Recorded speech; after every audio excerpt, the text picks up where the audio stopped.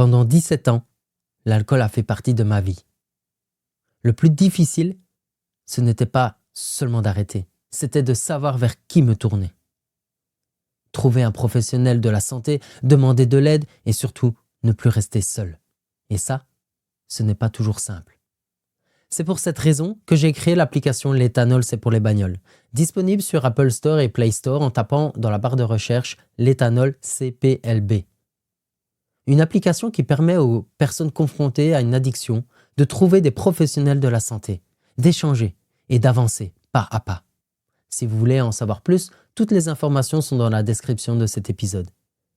Et surtout, souvenez-vous, parce qu'ensemble nous sommes toujours plus forts.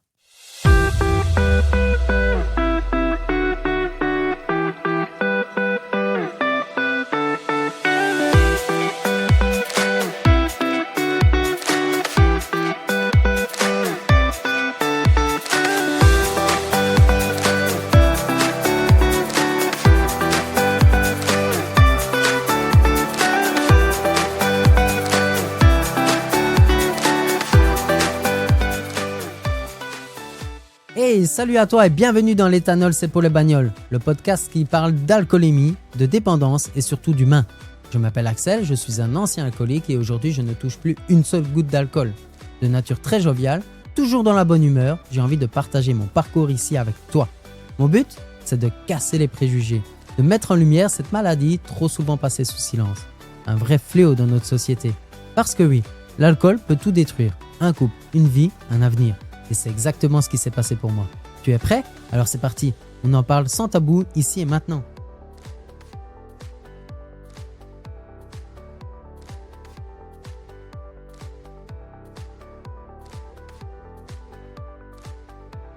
Bienvenue dans ce 24e épisode qui s'intitule « Quand les pogos font oublier le verre ».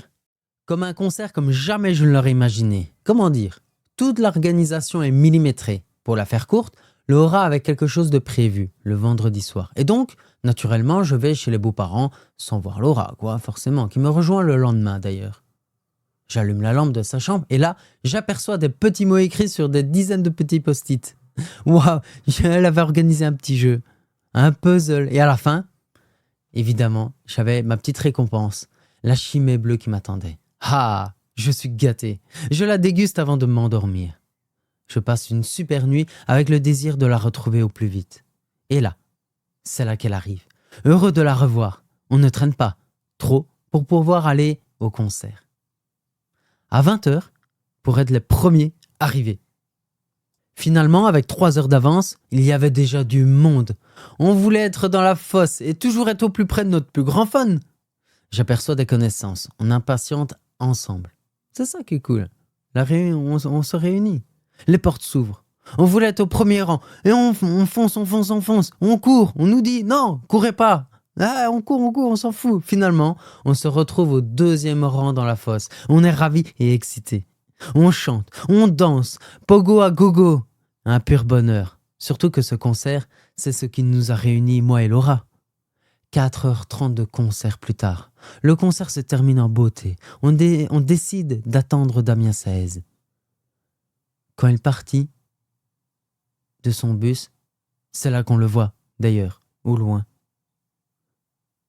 Bien sympathique, il décide de s'arrêter et de prendre un moment pour ses fans. On était 15, 20 maximum. C'est là que Laura s'empresse et arrive à attirer l'attention de tout le monde. D'une voix frêle, Laura s'empresse de remercier Damien Saez parce que grâce à son concert, elle a pu trouver l'amour. Il ne comprend pas trop.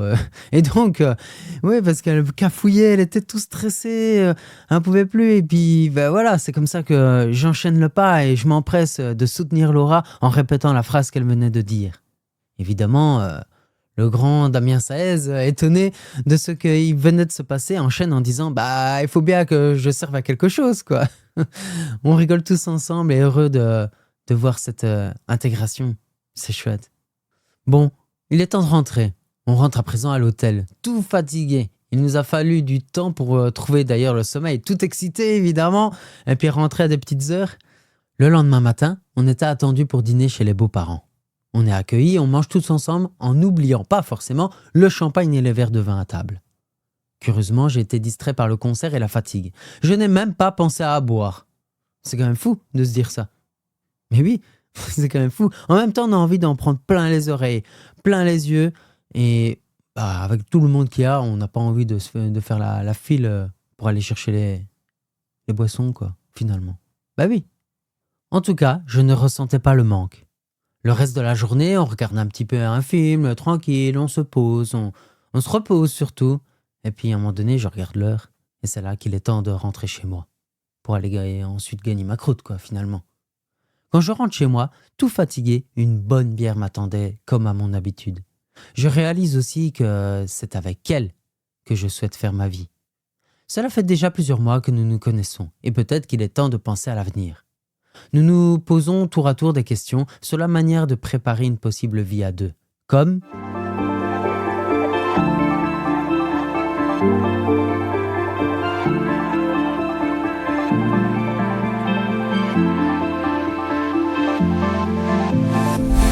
Parfois, il y a des moments où tout devient plus difficile. Un moment de doute, une envie qui revient, ou simplement le besoin de parler à quelqu'un. Dans l'application mobile, l'éthanol CPLB, il s'y trouve un bouton SOS qui permet de demander de l'aide immédiatement. Parce que dans les moments les plus compliqués, rester seul n'est jamais la solution. Et surtout, souviens-toi, parce qu'ensemble nous sommes toujours plus forts. De ce que j'ai retenu de ce moment en écrivant cet épisode, c'est que l'ivresse n'a pas besoin de se cacher au fond d'un verre. L'adrénaline d'un concert, la joie de partager des émotions avec les autres, et puis l'amour. L'amour qui se construit pas à pas. Tout cela peut remplir bien plus qu'une bouteille. Pendant ces instants, je n'ai pas eu besoin de boire pour me sentir vivant, parce que j'étais déjà porté par quelque chose de bien plus fort. C'est là que je comprends que l'alcool ne donne pas de vrais souvenirs. Il les efface. Il crée même des mauvais souvenirs. Une version de moi. Une version de nous sous emprise d'un mauvais jour. En revanche, les émotions pures, les moments intenses, eux, restent gravés. Ce n'est pas l'alcool qui rend une soirée inoubliable, parce que finalement, il n'y a presque des photos ou que des vidéos qui prouvent que l'on a soi-disant passé un bon moment où on est sous emprise. C'est plutôt ce que l'on vit, avec qui, des personnes de confiance et responsables, que l'on partage et qu'on la partage, cette fameuse soirée. Et ça, c'est ce que l'on en retient de ces soirées inoubliables, de ces moments inoubliables. Le vrai défi, c'est de se créer des ivresses de vie plutôt que des ivresses d'alcool. Et n'oubliez pas, ensemble nous sommes toujours plus forts. La suite dans le prochain épisode qui s'intitule « Les confidences noyées dans la bière ».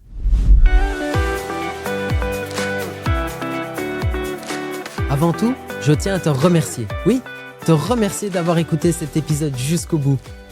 Si ce qui a été partagé ici t'a parlé, et si tu ressens le besoin d'échanger ou de déposer quelque chose, il existe un groupe Facebook dédié. L'éthanol, c'est pour les bagnoles, le groupe. C'est un espace bienveillant pour partager, pour échanger et surtout, ne pas rester seul avec tout ça. Et si tu veux suivre l'actualité du podcast, les coulisses ou les prochaines annonces, tu peux aussi retrouver le projet sur la page Facebook du même nom. Surtout, prends soin de toi et à très bientôt.